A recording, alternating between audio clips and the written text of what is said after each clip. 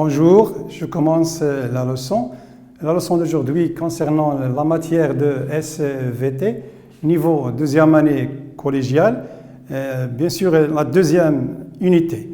Donc, vous avez déjà bien sûr étudié la reproduction chez les plantes à fleurs, et vous avez étudié les éléments de la fleur, vous avez étudié les pistils, les anthères, ainsi de suite. Maintenant, on va étudier un autre sujet concernant les plantes, bien sûr, mais les plantes sans fleurs. C'est-à-dire, comment ces plantes se multiplient, c'est-à-dire comment ils se reproduisent. Donc, la deuxième unité. Donc, la reproduction chez les êtres vivants et l'hérédité humaine. Donc, ça, c'est une partie concernant, bien sûr, la deuxième partie du programme.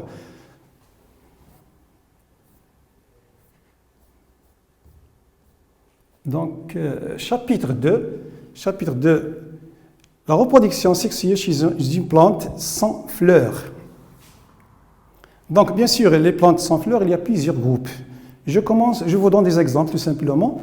S'il y a un premier exemple, ça s'appelle les fougères. Donc, voilà ici, il y a des fougères, ils ont des feuilles sous forme des lobes.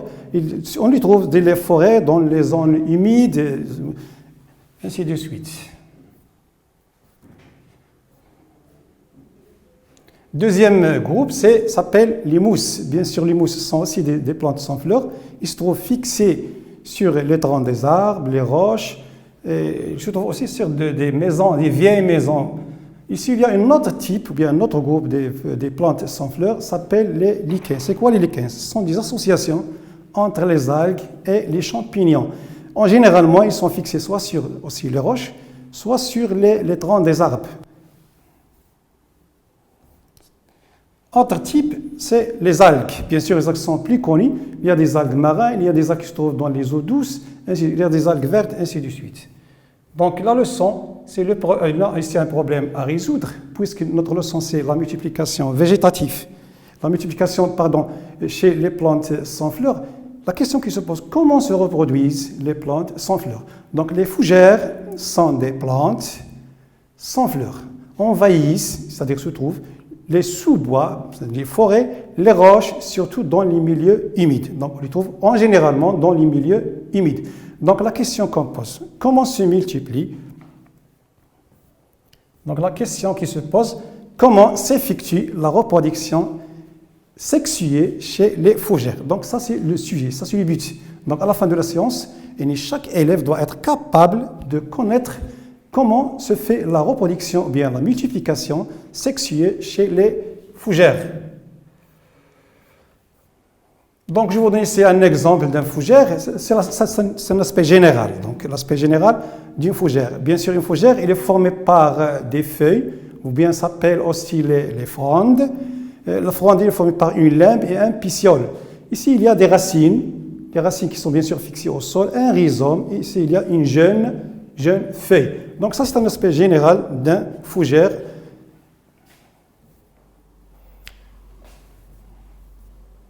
Donc, dans ce document, je vous montre l'aspect d'une feuille, c'est-à-dire surtout la face inférieure d'une feuille.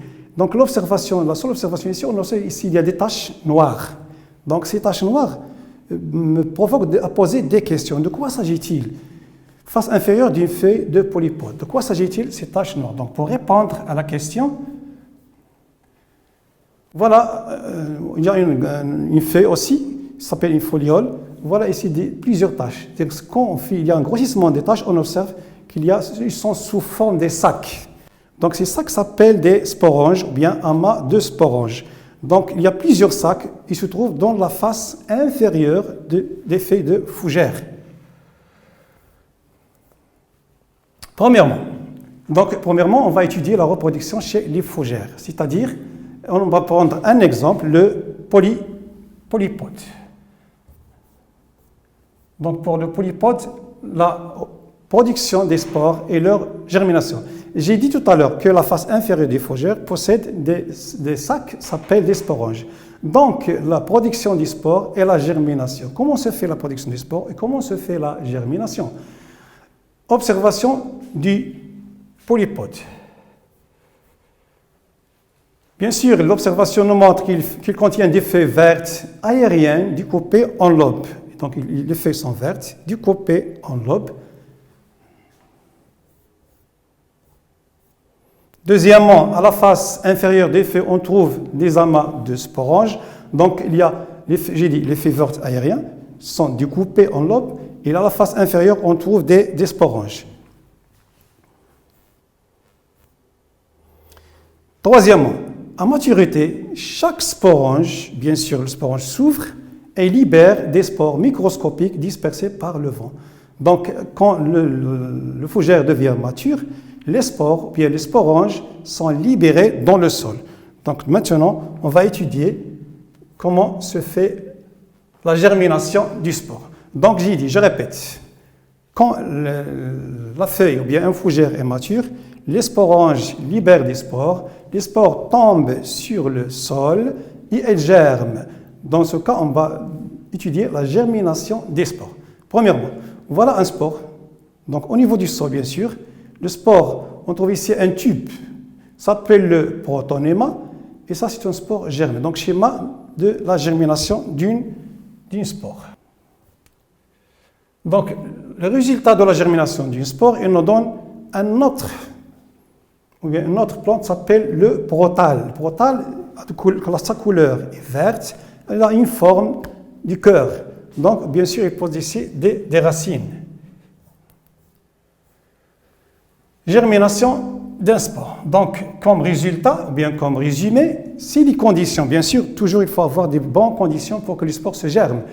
Si les conditions de température et d'humidité sont favorables, chaque spore tombe sur le sol et donne naissance à un filament, comme vous avez vu dans le document, un filament qui est allongé, pluricellulaire. C'est quoi pluricellulaire? C'est-à-dire qu'il possède plusieurs cellules qui se transforment enfin en une petite lame verte. Ça s'appelle le protal. Donc, je répète. J'ai dit que la plante, ou bien le polypode, possède des feuilles vertes aériennes. Ils sont lobés, ils ont une forme sous forme de lobes. La face inférieure du fougère possède des sacs qui s'appellent des sporanges. Dans chaque sporange, il y a plusieurs spores. Quand le sporange est mature, les spores sont libérés dans le sol, ils germent et ils nous donnent une petite plante, ou bien une lame verte, s'appelle le protal, bien sûr, il a une forme d'un cœur. Donc la question maintenant qui se pose, pourquoi le spore germe, il ne donne pas directement le fougère, mais il donne une autre lame, ou bien il donne une lame qui s'appelle le protal. Donc ça c'est la question, ou bien ça c'est le problème. On passe maintenant du fougère, spore, au protal. Et on ne passe pas directement du fougère vers, du spore vers les fougères. Donc voilà, ça c'est un document qui nous représente le protal. Donc si j'observe ici, le protal, bien sûr, il est formé par deux organes, les organes mâles et les organes femelles. Pour les organes mâles, ça s'appelle les antérédies, bien sûr, ou bien les archégones. Ils possèdent pas les antérédies, ils possèdent les entérozoïdes. Les entérozoïdes, comme nous avons vu chez les animaux, la reproduction chez les animaux, bien chez les plantes, ce sont des spermatozoïdes, s'appellent aussi les entérozoïdes. Et d'autres organes s'appellent l'organe femelle, ou bien l'archégone. Donc l'archégone, c'est un organe femelle, bien sûr, il possède l'oosphère. Et les rhizoïdes, ce sont sous forme des racines primitives. Ce sont des racines primitives, bien sûr, grâce à laquelle il se nourrit le protal. Donc ça, c'est un protal. Donc le spore germe, il donne un protal, et ici, il y a deux organes, l'organe mâle et l'organe femelle. Donc pour l'organe mâle, je répète, il possède les entérozoïdes et l'organe femelle possède l'oosphère. Donc, je continue. Donc, le protal mature porte, donc ça c'est un résumé aussi, porte les organes reproducteurs mâles, produisent des gamètes mâles. Donc, ça c'est la première. Deuxièmement, les organes reproducteurs femelles produisent des gamètes femelles. Donc, avant de passer à un autre point, comme résultat, le protal mature, c'est-à-dire quand il devient mature, il possède deux organes. Les organes reproducteurs mâles, voilà, produisent des gamètes mâles. Et les organes reproducteurs femelles produisent des gamètes femelles. Deuxièmement, maintenant, le problème de la fécondation. Puisque nous avons dit que le protal possède des gamètes mâles et les gamètes femelles, ça ne va nous poser une question. Comment se fait la fécondation et la naissance d'un nouveau fougère? C'est-à-dire, comment il y a naissance d'un nouveau fougère? Comment il y a apparition d'un nouveau fougère? Et comment se fait la fécondation? Donc, la fécondation. Bien sûr, les entérozoïdes, quand les conditions sont favorables, surtout il y a de l'eau ou bien de l'humidité, les entérozoïdes nagent, bien se déplacent, nagent dans l'eau pour rejoindre, c'est-à-dire l'oosphère, gamète femelle, où s'effectue la fécondation. Donc la fécondation chez les fougères, j'ai dit, le protal possède les gamètes mâles et les gamètes femelles, c'est-à-dire les entérozoïdes et l'oosphère. Les entérozoïdes se déplacent et se nagent dans l'eau vers l'oosphère où il y a fécondation, où s'effectue la fécondation.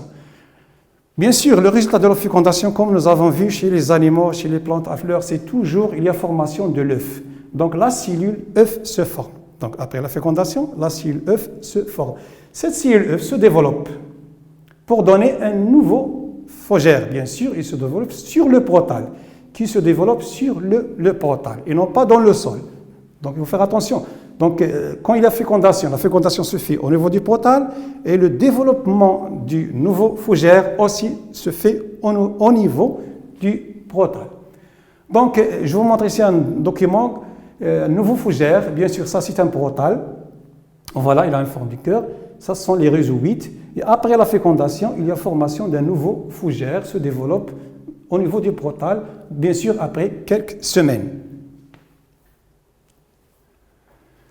Maintenant, le cycle de vie. Donc, nous avons déjà étudié aussi le cycle de vie des animaux, des végétaux. Et nous avons parlé aussi que le cycle de vie commence toujours par un individu qui est adulte. Et non pas non adulte. Un individu adulte, c'est-à-dire pour produire les gamètes mâles et les gamètes, et donc il est capable de se reproduire. Donc le cycle de vie d'une fougère. Je vous donne ici un document. Comme résumé, bien sûr, voilà un fougère, bien le polypode qui est adulte. Voilà les feuilles qui sont sous forme de lobe. Il contient les rhizomes, c'est-à-dire les racines primitives. Ça, c'est une fronde, bien une feuille. Chaque feuille, à sa face inférieure, possède des sacs, bien des sporanges, qui possèdent, à l'intérieur des sporanges, on trouve bien sûr des spores. Donc voilà un sporange qui est mature. Puis le spore s'éclate. Quand il s'éclate, il libère les spores. Donc les spores, bien sûr, tombent sur le sol et il nous donne, après germination, bien sûr, comme nous avons vu tout à l'heure, il nous donne un protal. Le protal, bien sûr, j'ai dit que le protal possède les gamètes mâles et les gamètes femelles. Il y a fécondation au niveau du protal. Les gamètes mâles nagent, bien se déplacent vers les gamètes femelles et il y a fécondation. Pour les gamètes mâles, ça s'appelle les entérozoïdes et les gamètes femelles, les oosphères. Donc, quand il y a l'union des deux gamètes, il nous donne un œuf. Donc, l'œuf, bien sûr, se développe pour donner un nouveau fougère, bien une nouvelle plante qui, bien sûr, se développe pour bien il pousse, qui donne un fougère adulte. Donc, ça, c'est un résumé, bien sûr, du cycle de vie pour les fougères. Donc, maintenant, une petite question. Donc, décrivez avec votre propre style le cycle de vie du polypode et relevez les phénomènes qui indiquent s'il s'agit d'une reproduction sexuée. C'est-à-dire, maintenant, on va résumer la multiplication chez les plantes sans fleurs avec un cycle de vie. Et ce cycle de vie va, bien sûr, nous indiquer qu'il s'agit d'un phénomène ou bien de la reproduction sexuée. Donc, je vous montre le cycle de vie. Donc, voilà le cycle de vie de polypode. J'ai dit toujours, on commence par une fougère qui est adulte, parce qu'il est capable de produire les gamètes. Donc, le fougère, bien sûr, comme j'ai dit, possède des sporanges. Donc, il possède des sporanges. Et chaque sporange va libérer des spores, bien sûr, au niveau du sol. Le spore va germer, il nous donne un protal. Donc, on commence toujours par un fougère adulte. Sporange, qui se trouve à la face inférieure du feuille, il nous donne des spores. Les spores tombent sur le sol et germent. Bien sûr, quand les conditions sont favorables, la température, l'humidité, ainsi de suite. Le protal, comme j'ai dit tout à l'heure, il possède deux organes. L'organe femelle s'appelle l'archégone et l'organe mâle s'appelle l'entéride. Donc, ce sont les gamètes. Et dans ce cas, il y a production Donc, l'oosphère, c'est l'organe femelle, c'est les gamètes femelles, et les entériozoïdes sont les gamètes mâles. Dans ce cas, il y a l'union de ces deux gamètes et on parle de la fécondation. Bien sûr, la fécondation se fait au niveau du portal et non pas à l'extérieur du portal. Il faut faire attention, la multiplication se fait au niveau du portal. Et dans ce cas, il y a production, bien sûr, d'une nouvelle, bien d'une cellule œuf. Donc la cellule œuf se développe et pour donner une jeune fougère. Et le jeune fougère, après croissance et après développement, il nous donne une fougère adulte. Donc ça, c'est un résumé du cycle de développement du polypède. Donc, comme conclusion, en général, la multiplication chez les plantes sans fleurs, comme exemple les polypodes, nous avons parlé maintenant de l'aspect général des fougères, ou bien des polypodes. Nous avons dit que la face inférieure possède des sacs qui s'appellent des sporanges. Le sporange, quand il est mature, il libère des spores, tombe sur le sol, il germe. Il donne une plante sous forme d'une lame verte, sous forme du cœur, qui possède les gamètes et s'appelle le protal. Donc le protal possède deux organes, l'organe reproducteur mâle et l'organe reproducteur femelle. Donc les organes reproducteurs mâles et femelles, il va produire les gamètes. Pour la femelle, produire l'oosphère et pour le mâle, il y a formation des entérozoïdes. Puis il y a l'union des deux gamètes au niveau du protal. Ce phénomène s'appelle la fécondation, qui nous donne une œuf ou bien cellule œuf. La cellule œuf se développe pour donner une jeune fougère. Puis le jeune fougère, bien sûr, il se développe pour donner une fougère adulte. Donc ça, c'est la multiplication, bien la reproduction chez les plantes sans fleurs. Bien sûr, il y a d'autres exemples, les algues, ainsi de suite, mais ici, nous avons étudié tout simplement un exemple, c'est chez les fougères, exemple les polypodes. Maintenant, une partie à étudier pour la multiplication chez les plantes en général. Donc, je répète, comme d'habitude, bien sûr, nous avons étudié la multiplication chez les plantes à fleurs. Nous avons étudié maintenant la multiplication chez les plantes sans fleurs. Maintenant, il y a les plantes, bien sûr, se multiplient de notre façon, en absence des gamètes mâles, c'est-à-dire la multiplication qui s'appelle la multiplication asexuée, sans intervention des gamètes mâles et des gamètes femelles. Donc la multiplication s'appelle la multiplication végétative, chez les plantes à fleurs. Bien sûr, la multiplication végétative, dite aussi reproduction asexuée. Asexuée, c'est-à-dire il n'y a pas l'intervention des gamètes, bien pas l'intervention des sexes mâles et femelles. Et la reproduction donne de nouveaux individus sans intervention, sans l'intervention de gamètes et par conséquent sans qu'il y ait fécondation. Donc la question qui se pose, comment se multiplient les végétaux à fleurs maintenant, j'ai dit à fleurs, sans qu'il y ait intervention des gamètes. Donc ça c'est notre sujet. Donc la question, quelles sont les caractéristiques de la reproduction asexuée? Quelles sont ces caractéristiques? Premièrement, bien sûr, je vous donne plusieurs exemples. Multiplication par les stolons. Donc, quand j'ai dit les stolons, je vous donne un exemple, le fraisier. Bien sûr, le fraisier, c'est le plus connu au Maroc. Vous avez ici une plante de fraisier. Ça s'appelle les stolons. C'est un tige aérien, ça c'est un stolon. Donc, le stolon, quand il est fixé ou bien implanté ou bien donné dans le sol, on observe qu'il nous donne une nouvelle plante. Donc, ça, c'est un type de multiplication. Donc voilà l'exemple, voilà un stolon, ça c'est un fraisier. Donc une nouvelle plante se développe quand le stolon, bien sûr, il est implanté dans le sol. Nouveau pied de fraisier au niveau du stolon. Donc ce type de multiplication, il se fait à travers les tiges. Donc ce sont des tiges aériens, voilà, plusieurs tiges aériens. Donc ces tiges aériens rampante forment des bourgeons.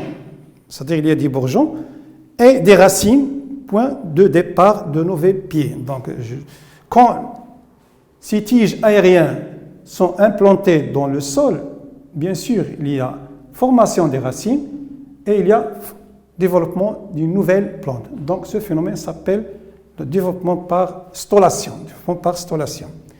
Deuxième exemple, c'est la multiplication par les tubercules.